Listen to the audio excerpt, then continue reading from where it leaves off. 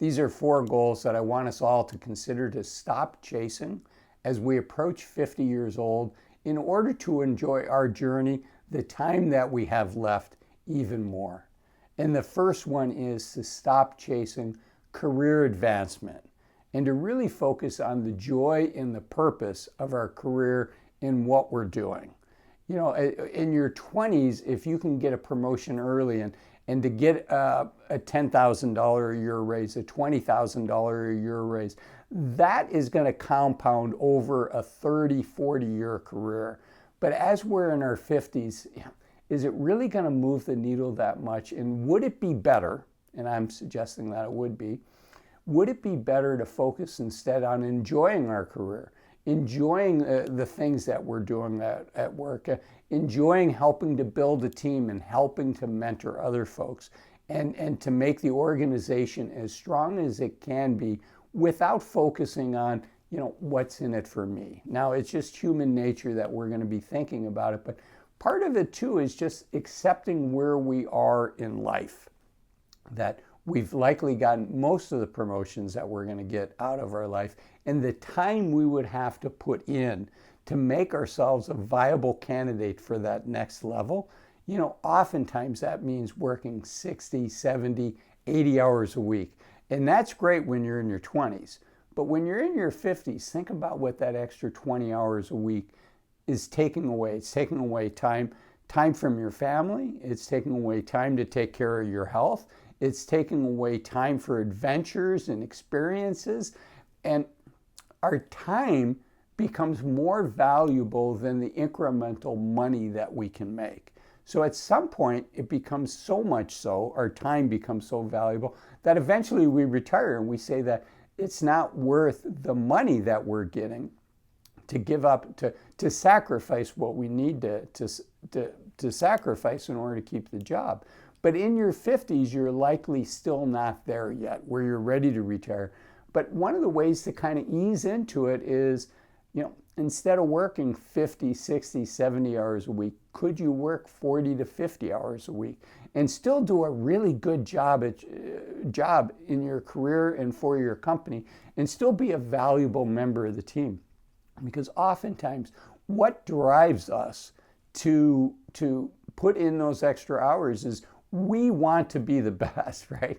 We want to be the candidate for the next promotion, but giving yourself permission to get off and to step out of that rat race and say, it's more about enjoying the entire journey as opposed to optimizing on this one piece that can steal a lot from us outside of work. Yes, it's rewarding. Yes, it's nice to get those accolades at work. Yes, it's nice to be given the assignments that everybody's excited about, and maybe something has some international travel that you'd like to do. And yes, it's nice to get the monetary benefits from it. But you know what? There's other things in life that are also nice to have. So optimizing on life as opposed to optimizing on the title and optimizing on the paycheck. I'm encouraging you to optimize on life and at some point stop chasing the career advancement. Okay.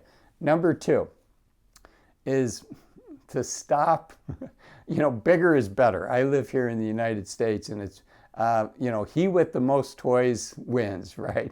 And better, faster, bigger, cheaper. And bigger, as we get older, at least in my case, and I've been a financial advisor for over 20 years, in many of my clients' cases, having that bigger home, what that represents is just more work. More things to go wrong with your house, more things that need maintenance, more things that need to be cleaned. And the question is, do you own your house or does your house own you? And so at least in my case, when the kids left for college, I was in a fairly large house in the town I was in, and I just wanted to simplify. I wanted a smaller house. I wanted less maintenance. I bought another house that was 1/3 of the size. And the organization, the HOA, takes care of all the maintenance on the outside. And you know what? I do not miss shoveling snow, and I don't miss finding a contractor to get the house painted every 3 or 4 years. And I don't miss, calling when different maintenance things need to be done. Life is simpler. And so the bigger house. I think that's one of the things that we can all quit pursuing, particularly when we move. You know, that tends to be the time that we're tempted. You know, we're moving anyways. We've got to pack up everything. We move to the new town and we just kind of get this square footage creep that takes place. The realtor shows us different houses and, oh, that's nice. It has an entertainment room, and oh, that's nice. It has an extra bedroom that we could use as an office or as a weight room, whatever it is. But at some point, you know what? It's just nice to go to the health club and let them worry about maintaining things and things like that. So that's the second one. The third one is just more, stop pursuing stuff. It's not the stuff that gives us the happiness. And I'm going to talk about what, in my experience, both as an individual as well as a financial advisor, what does give us the happiness. But it's typically not more stuff, right? It's not having, you know, a fourth car when there's only 2 people in the family. It's not having 50 pairs of shoes instead of 20 pairs of shoes. It's not this stuff. We all have these cardboard boxes showing up at our house week after week after week. And I know people that don't even open the cardboard boxes. They just have so much stuff. And is the stuff bringing you joy? If it is bringing you joy, great. You be you. But if it's not, I just want to put some things on a radar screen that I've seen. I have an interesting vantage point. I'm very fortunate to work with people. Most of us live our own lives, and that's how we learn our lessons. I've been fortunate in my job to be able to walk alongside my clients over 10, 20, 30 years and see their experiences. I've been a financial advisor for 2 decades of that, and I just have friends that for 30 years I've been walking alongside them. And these are some of the things that I've learned.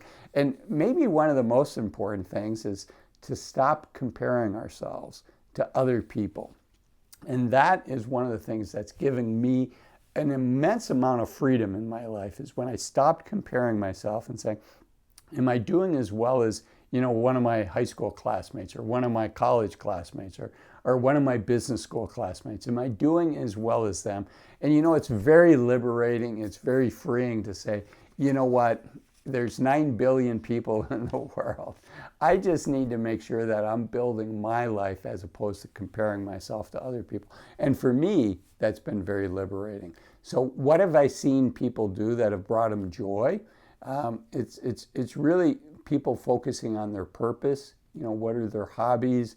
Whether it's a hobby or volunteering, what are the things that really bring them joy, either in work, outside of work, with the family? It's focusing on relationships, maybe your elderly parents, maybe your younger kids. It's really thinking about, how much more time do I have with them? How many more summers do I have with them? How many more holidays do I get to celebrate with them? And really making the most of each of those times that we do get to be together.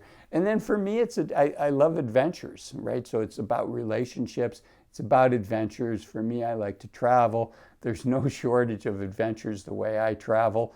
I like to take public transportation when I'm in the country.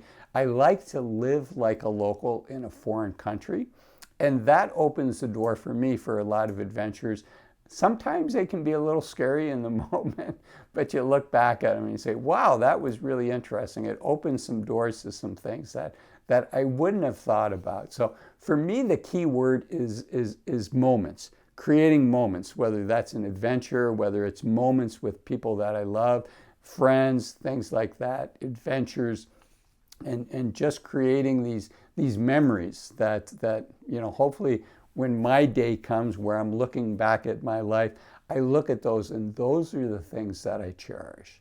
And speaking of cherishing things, one of the things that I found as a financial advisor is people really cherish their time once they get through the transition of retirement. The thought of retiring both financially and just mentally can be scary. And that's why I made this video here, why retiring at 65 might be a big mistake. Join me in that video, and thanks for watching this one. Bye-bye.